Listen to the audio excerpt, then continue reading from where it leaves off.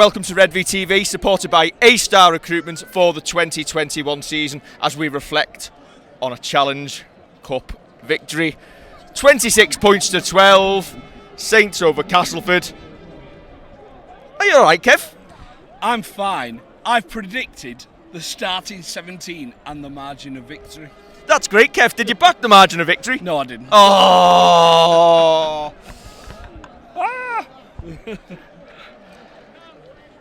So, we got the 17 right. I got the 17 right. It all started so well, didn't it? Obviously, Saints getting on the ball first. It looked like a really great kick from Johnny Lomax to hit it against the sticks. Theo Farge following in, gets it. Saints go into the lead. 6-0, job done. You get your noses in front. But it wasn't to be in that first half, was it? And you know what? We had so much possession as well. So much possession in good territory. And Theo threw 2 passes to toes rather than in the breadbasket. And that's probably the difference in that first half, where you put that in, and even if you just turn them round in their own half, they've got to then go 90, 95 metres up the other end. We started great. We started absolutely brilliantly. But if you don't turn that into points in weather like this, you're always kind of looking at they get one chance and score as they did. That's always the danger. It is absolutely the danger. I mean, I'd love it if you put me on that screen. Considering I'm the one on the hill and you're not. Listen, that's the danger. They go up the other end. They score a couple of tries, have a couple of chances, and convert them. And you start turning around going, listen, we need to make sure that we're making that territory count. Yeah, did it seem after, say, 15 minutes, we seemed to stop playing for the second quarter of the game. We allowed Cass to get back in front, and with a minute to go to half-time, we're 12-6 down. If Cass go and score at that point, that second half could have been awfully different. Luckily, we were able to repel them, keep them out, and then it was, well, it must have been an absolute massive half-time team talk by Christian Wolf. Because I have to say, the social media at half-time from the Saints fans was absolute carnage. Well, you're right. The last 20 minutes of that first half, Castleford were the best team. They were by far and away the better team. Our heads had gone. We'd stopped kind of going through our game plan, and we were allowing them to get on top. I've just spoken to a couple of Cass fans who've turned around and said they didn't come out for the first 10 minutes of the second half. And I can't disagree with that, because we started getting a roll on. Saints fans are in good voice down there, aren't they? But yeah, listen, you can't disagree with the Cass fans who say they didn't come out. Is that down to them taking 3, 4, 5 weeks off playing? Possibly so. I'd rather go into that with the kind of fitness that we had, and knowing that going into the last 20 minutes, we've got the energy, the fuel reserves that we're going to just go through and win it. I think the biggest compliment I can give to Cass in that game is, at half-time, I think every Saints fan was seriously worried. Cass gave themselves a really good chance. I thought they performed really well in the first half. Yes, we might have stopped playing, but they capitalised on it. They got the game plan right in that first half. And second half, it took a lot to change the game. Theo went off. We obviously believe he had a shoulder knock. Not broken, though. Not broken. But I believe if it had been a normal week, he might not have played. But Jack Wellesby came on, and he helped change the game. He did indeed, and I was quite happy to be only 6 behind at half-time. I was quite happy with that. So, and it says something as a Saints fan that you're only happy to be 6 behind. Come on. Quick question, do you think Farge going off and Wellesby coming on was a turning point? Well, literally, we're talking about that right You've now. come in at a really good time. The question is, do you? I think so, yeah.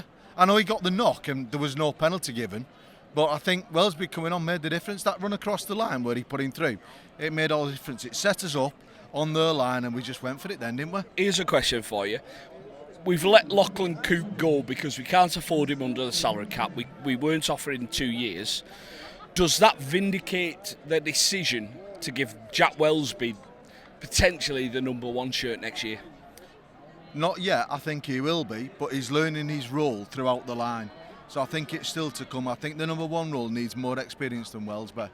And I think letting Coop go isn't just our decision. I think there's a little bit of Coop deciding what he wanted to do. Wanting a little bit longer. Finance, does he stay, does he go? I think Wellesby will have that position, but not just yet. He's still learning. He's going to be a phenomenal player for us, but not just yet. He's got the rugby brain, hasn't he? Like, as you say, he runs it along the line after we've played it back inside. He keeps them guessing and then throws it out to the Gama, who's got soft hands, puts Makinson in. That changes the game, doesn't it? Yeah, of course it does. You can see him learning from Lomax, and he stands behind Lomax. He watches what he does, and he watches how he learns, plays the ball, but he moves the game around, and that's what he's learning. He's a kid, but look at him. He's becoming such a stature for us, and he's learning this now. In 2 years' time, he's going to be, like, exceptional. So, 19 years of age, he's had a great game. Who else today has shone for you? Oh, that's a difficult one. I thought in the first 20 minutes, I thought Alex really put a shift in that heat, in the sun. He put a shift in. Our hands weren't good with her. Our ball players' hands were not very good. So it was very, very challenging, I think. For me, as it came through second half, I thought Louis put a shift in when he come on. He ran at the line and he gave it a good effort. Wellesby was outstanding. I've just said I've been talking to Cas fans who said they didn't come out for the first 10, 20 minutes of that second half. Do you think that was the case, or would you say that it was more Saints turning up and actually showing what they can do against the team? I think it was in thirds. I think the first third of the game was us. We played it on our line. We didn't capitalise. We had too many handling errors. Then we let Cas back into it. Cas then had a good 20-minute spell in that first half. I thought we finished all right defensive-wise. We put up a battle. They were on us, but we kept them out. As soon as we had that half-time, I thought, this is it. We'll come into the second half. And, like, the first 5 minutes was superb. Yeah. We just went for it and we killed them and we nailed them. And then penalties was the right decision. Put the pressure on and put them at the back, and we did it. That was the next question. We've been kind of critical sometimes over taking the 2. Today we've taken the 2 on a couple of occasions, scoreboard pressure on, with the weather as it is. It is having a goal kicker like Lachlan Coote and being able, not even to kick the goal, but knock it dead so they've got to have a 25 restart. Exactly. It's the right decision, isn't it? Of course it is. You put the pressure on. It's 30 degrees. Keep them down there then. Put the pressure on. Even if we miss it, it's at their end. They've got to come at us. And with our defence, we can cope with that. And we did. For me, I think I said early on, if you go 2 scores behind in that game, it's going to be a tough ask to come back in that heat. You can get that lead and you can kick long. And obviously we missed the kick after the try when we were 4 points in the lead. So once we got to 6, I was calling for a drop goal, 2 scores, and I think we'd won it with a drop goal, but got the penalty. And I think that won us the game. I think we were talking before, Kevin, you were saying you thought Lachlan Coote was a colossus for us today. I thought Parsi turned the game when he came on. Definitely. I thought he was excellent, in them, especially in them conditions. But my man of the match, James Roby. 80 minutes, top tackler. Everything. He didn't come off. In that heat, at his age, say that like we're all young, but I thought he was absolutely phenomenal, and I was actually shocked that he didn't get man of the match. Yeah, listen, you can see, because the man of the match vote comes in after 65, 70 minutes and doesn't come at the end of the game, you can see why people are going to kind of take an hour before. I was so surprised it was Evans, though. I really was. I'm not quite sure how you could turn it round to the Cas team for that. I think our second half performance was magnificent. I thought the full team stood up, the senior players stood up when they needed to, and that brought us in and that took us over the line. If we'd have put that performance in 2 years ago against Warrington, we'd have come away with the win. So does that prove that we've learned from it? I think it's give us that experience. Yeah, I agree. I think at half time today, we look back, you reflect and you think, what do we need to do?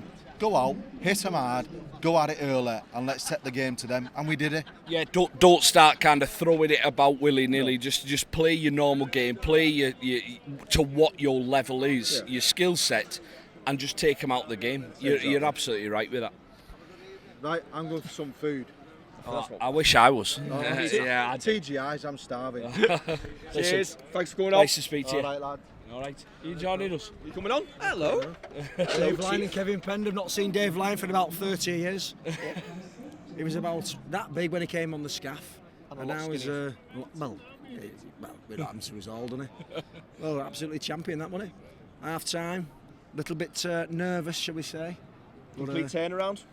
Well, to be fair, I was saying to Dave Howarth and Stu, it all comes down to an Alex Murphy team talk. And to be fair to Christian Wolf, he's got his naysayers and he's got his critics. But for me, I think he's done the job at half time there, because first half we were nervous. Obviously Theo, I think he's hurt his arm or something, but there was two little mistakes there which brought them into it. But it's the second half we kind of battened down the hatches a little bit and went back to basics. I thought it was good. Yeah. Do you think Cass run out of legs second half? Did it affect them 4 or 5 weeks without a game for many of them? Or did our fitness show through as well? No, I think it was more our fitness, Dave, to be honest with you. What was difficult was, in the first half, we actually had, the tickets we had were quite behind the sticks, low down, and so it's actually difficult to actually You kind of see the whole game. Constructively comment on the game. Yeah. And so I said to Stu, listen, we'll walk round and we'll sit in the stands in the second half on the halfway line, and straight away you could see a different perspective of the game, really. And I think I was absolutely made up for Carl Amor towards the end, because you've got a bloke there who in the first 2 or 3 years of his career has been criticised and he's had to change his game in different coaches, and you've got a bloke there who's worked his absolute backside off, and to score what was the final trap, the match clincher. It was a clincher, yeah, wasn't it, yeah, Kev? And I was absolutely made up. Yeah. I think, you could see that. You could see from Kyle's reaction, but you could also see from the team's reaction as well, the way they went to him and celebrated with him. And that's my point. Yeah, That's the my team- point. He must be a popular person within that camp to get that reaction. Yeah. I mean, listen, where I'm sat, the Saints Hard fans work, Kev. absolutely loved the fact that he was the one who went Hard over. work. Yeah. It's the epitome of hard Yeah, work. listen, he's not one who goes through and like Parsi, he's making another 5 metres out of contact with the ball out. He's what people don't realise, are just grinding out yards. Yeah. Well, so there's that side of the squad where you're looking at someone who's getting towards the end of his career, and you analyse someone and you think to yourself, you know what, this bloke has worked so hard to remain in the squad. Yeah. And I'll hold my hand up. I have been quite a critic of Jack Welsby, because everyone's jumped on the bandwagon and everyone's looking for the new Paul Wellens, and for me, for a long time, he's not quite shown. Everyone's waiting for him to do something special, and for me, I wait until someone serves the purpose and actually proves the worth, if you say. Today, Jack Welsby, the enthusiasm he's shown has been absolutely infectious. And the rugby brain as well. Absolutely We've infectious. been on about the try that Tommy Makers has scored, where he doesn't just run at the line, he takes it across and finds the gap, gives it to he was Nagama. telling people where to go as well. You're right. As he comes across that line. There's a degree of maturity today that I haven't seen and I've been waiting for. And even though we're looking for superstars in the game, aren't we? Well, I mean, me personally, from the old school, I'm looking for a Tommy Martin, I'm looking for a Sean Long, I'm looking for these people who can light the game up, new love. It's a different game. Lachlan Coote, different fullback, very steady, doesn't make many mistakes, and he's the new player. And Jack Welsby is very much in that mould. And today, for the first time, I stood up, I thought, actually, he started to mature a little bit now. Where in the game, he's starting to have an effect on people, where he starts having a proper influence. I don't know what I'm talking about. Do you ever feel he's not appreciated as much because he can play in so many positions as well, and he hasn't come into the side and just nailed down one of them? Well, again, I think it's the modern game, innit? I think from the old school, you're looking for someone who's got a position and will turn to the coach and say, I am a standoff, I am a fullback, I am this, that, the other. But the modern game's so different. Yeah. Someone like Welsby could quite easily have been a Lewis Dodd today. Yeah. He could have not had his position, and Lewis Dodd could have taken his position on the bench, and he's taken his chance and probably solidified it a little bit more. And he's going to get the number 1 shirt next year, isn't he? Yes, he is. Do you think? I'm looking for a superstar again, Kev, Yeah. and it's not going to come. It's all about consistency, And that's it. and that's fine. And you're right with Saints. There's a mix of signing the best and bringing lads through. And is this a case of we're going to bring someone through rather than sign? Yeah, And Matt Duffy's been linked, and people like that. We're going to bring someone through. I'd rather have a chance on Wellsby than bring someone in from the NRL. Yeah, correct. And potentially hold back his career. You've got classy cast there today. Well, I'd rather have the classy Saints. Yeah. And we are class in terms of showing the rugby league, showing people like Warrington. This is the way you do.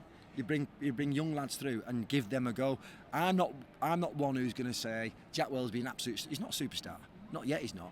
But today has shown a degree of maturity where I'm like, you know He what? stood up stepped when we need him. He stepped up. Yeah, a 19-year-old kid who's kind of shown a bit of maturity today. I think that's the scary thing. He's 19. I think we seem to forget. He seems to have been around for a good couple of years now.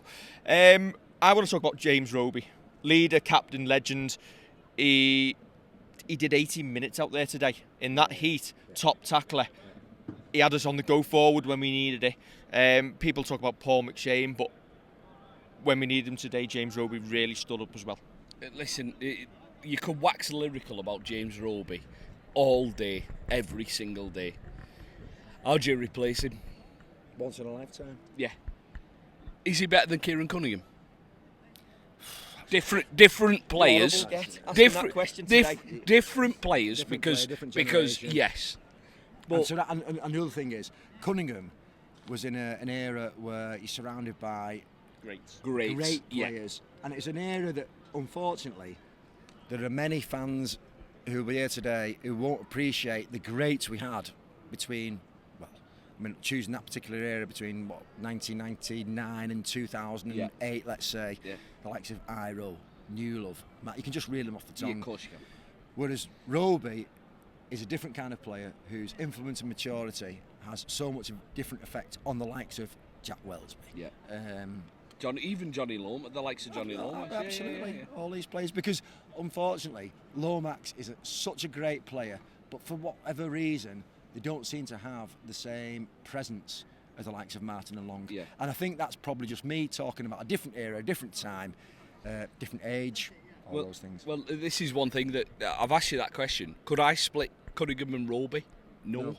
Absolutely not. And I think It would be doing Robes a disservice. Yeah, and I think that people will see Cunningham as a coach and kind of let that cloud their judgment of him as a player, because he was such a good player. He was so influential, so much of a captain who spoke on the field that probably his coaching record, people will turn around and go, well, You're talking about Roby now? Yeah, I'm talking about Cunningham. They will turn around and think that his coaching record kind of clouds his thing as a player, and you need to take them as two separate things. You can't even think about the different people. Yeah. The different people. You totally disregard Cunningham's coaching career. People make mistakes towards the latter end of careers, what have you.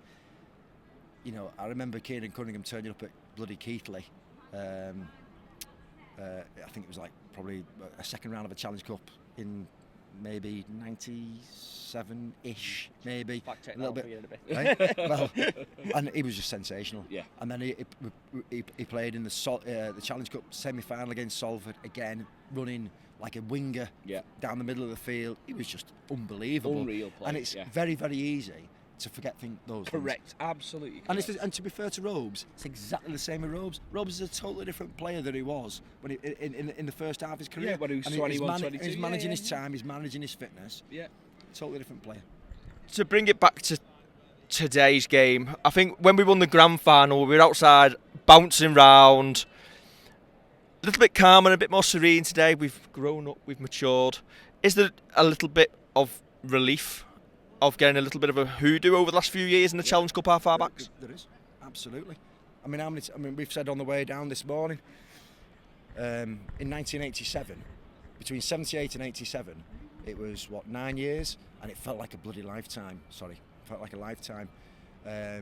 And now it's 13 years, I think, if I'm not mistaken, since we got to win the trophy. Especially for the level this club has been at. And you've got to remember, there's people who spoke to today with children who may have brought the children to the Warrington match. They've got to have that Warrington match to understand how important it is to actually finally win something.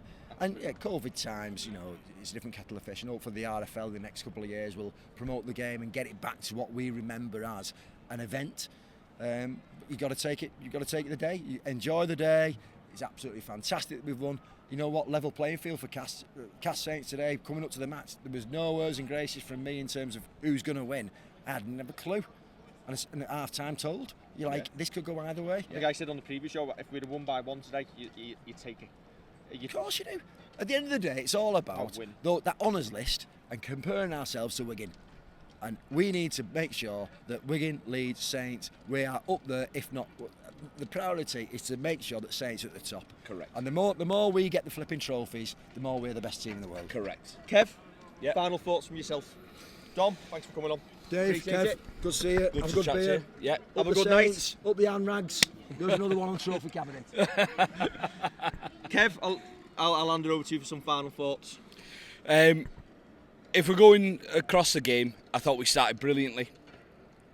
Tailed off, kind of lost our heads towards the second half of that first half. But you know what? Fitness and I think maturity saw us through the rest of that game. I don't think once we got to the last 20-25 minutes of that second half, I wasn't worried. I really wasn't. Because I just thought we were on the roll. We were going through the sets. We were just pushing them back. And that's probably where their decision to rest players and not have a hit out before this final kind of backfired for them. It's 13 years since we've won it. 13 is my lucky number. I don't want to wait another 13 years for it. You know what? It's a sunny day. Wembley Way's gone quiet now. Train will be easy home. We're driving back, aren't we, today? We are. We need to find an off licence because I've been on the hill and I want some more. Right. I'm not we'll turn the camera round. We've got to get Wembley in before we go. Challenge Cup final. National Stadium. Saints with the victory. Wolfie, you are the one. You still turn us on because Rugby's coming home again. Rugby's coming home again! No, I'm sticking with Ain't Nobody Like Jack Wellsby. Makes me happy, makes me feel this way. Don't forget to like, share and subscribe to this video. Cass, thank you for playing your part, but the cup is coming home. Catch you soon.